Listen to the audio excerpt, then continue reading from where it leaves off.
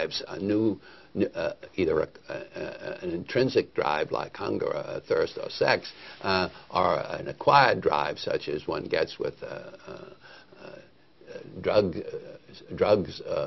addictive drugs and alcohol, and then the conditioned learning. And our job often is to identify those aspects of the push to the choice and help the patient make better choices by helping them with those matters.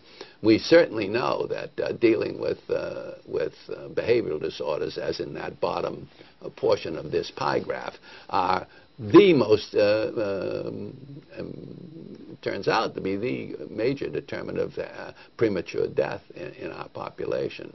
Finally, we talk about conditions that relate to what the patients encountered in life. And these conditions, like grief, demoralization, homesickness, PTSD itself, are conditions that are best grasped by the life story perspective. And that says that an outcome, a psychological outcome of distress, is really the result of some aspect of a person in a setting and a sequence of events that produces an outcome that we can meaningfully understand. I have a question mark there simply to say that we often don't quite understand all the things which lead a person into that setting and sequence, and presume often that other matters of their personality, their behaviors, or even their illnesses or diseases could be playing a role in driving that outcome. We often are told that when we talk about this, we psychiatrists, that we, after all, shouldn't put bereavement, that's a normal thing, into our classification. And we're saying, all of us who are experienced, like everybody in this audience, knows that bereavement can be a devastating state of mind, quite incapacitating to a person, and needing help, care, and understanding. This recent work, by the way, that came out of Denmark identifies that most clearly. In this study, they studied some 75,000 CEOs in Danish companies to find the ones that had had a serious death in their family, and demonstrated in the 2 years following that event the change in the profitability, the very profitability of the company that these CEOs were leading. And you see at the top that if the CEO had a death of a child, then the company in which he or she is leading, and which you would think could act independently of these things, in fact, its profitability fell by a fifth, 20%. If he or she lost a spouse, the profitability on average fell by 15%. In any family member, there was a significant fall, close to 10%. At the end, the mother-in-law could die, and it didn't seem to have the same effect. That was not statistically significant. But it's interesting, isn't it, that it shows that the real sense of bereavement has a powerful effect on the world in which someone is embedded. What we're looking for ultimately is, and what we're encouraging, is to think of psychiatric disorders classified such that those with similar generative derivations are clustered together. They would be, this classification system would begin to resemble medicines, and psychiatrists would think about, investigate, and treat diseases as faculty deficits, certain dimensions as representing disturbances in emotional vulnerability, behaviors as actions that troubled, and life stories as showing influential events. And a systematic heuristic classification could emerge once we started thinking that way. And here is what is the one that we're proposing. The middle column fundamentally says, look, these are the kinds of things which all psychiatrists know about. This is not a new idea. This is just making explicit what psychiatrists already know. And it says that on the left, you can appreciate the psychological domains from which each one of these emerge. And on the right column is the kinds of therapies that these kinds of conditions tend to promote. If you have a psychiatric disease, you're like with any disease, you're looking for cure, remedy, or prevention.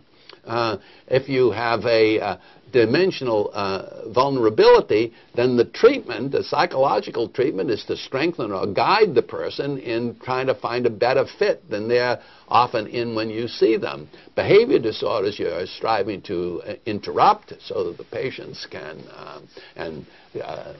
settings like AA, where the interruption day by day can be happen, is the kind of thing you logically would prescribe.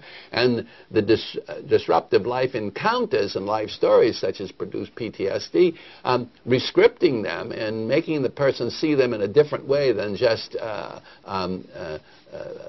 burdensome events, often play a role. Telling them that this is a normal reaction to a serious event in their life is a major form of rescripting and is a far better approach to them than saying them that they're suffering some kind of mysterious disease. That is the heuristic side towards the treatment.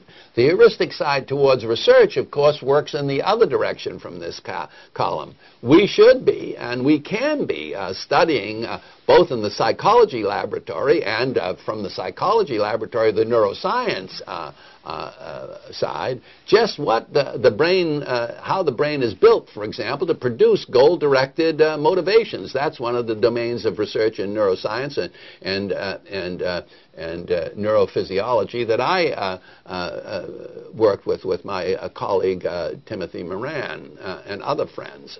But each one of them constitutes a direction of research.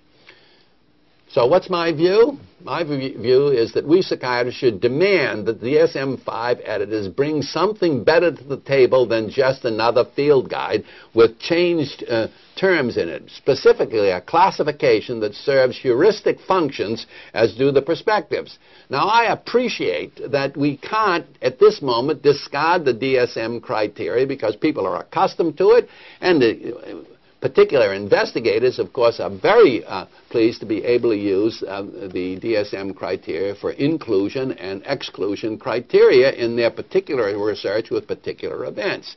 But it wouldn't be hard to rearrange the diagnoses in DSM-5 so that they fit into prospective families, and this would encourage people to see how being in different families calls not only for different research, but for different treatments. And here's the kind of organization that I think could be employed in DSM-5 and would be an improvement over just putting them together with what they look like. So that delirium, dementia, schizophrenia, bipolar disorder could be encompassed in the disease section. The behavior sections, alcohol dependence. You see, axis 1 in DSM-3-4 is not really an axis. It's just a combination of things. These things could become axes in themselves, with each one of these issues appreciated and defended as an important aspect of understanding a patient. This is what I think we should be calling for in the new nosology, something that began to move a field guide towards a generative, systematic classification. It couldn't be done overnight, but if you are not making any steps in that direction, then you are condemning this field to stay where it is today, struggling to find out why the therapies that they're using often don't work on the conditions they're supposed to work in, and also finding people proposing explanations under the table rather than up front. And if we're going to get beyond this stage, we're going to need something of the kind that I'm describing. Our perspectives of psychiatry are fundamentally a challenge to the nosological editors in American psychiatry today. Why aren't you moving in some way towards a direction that speaks to the generative nature of the disorders we're caring about and that we psychiatrists often know about? You don't have to get there tomorrow, immediately, but let's move towards some intelligibility in our conditions, an intelligibility that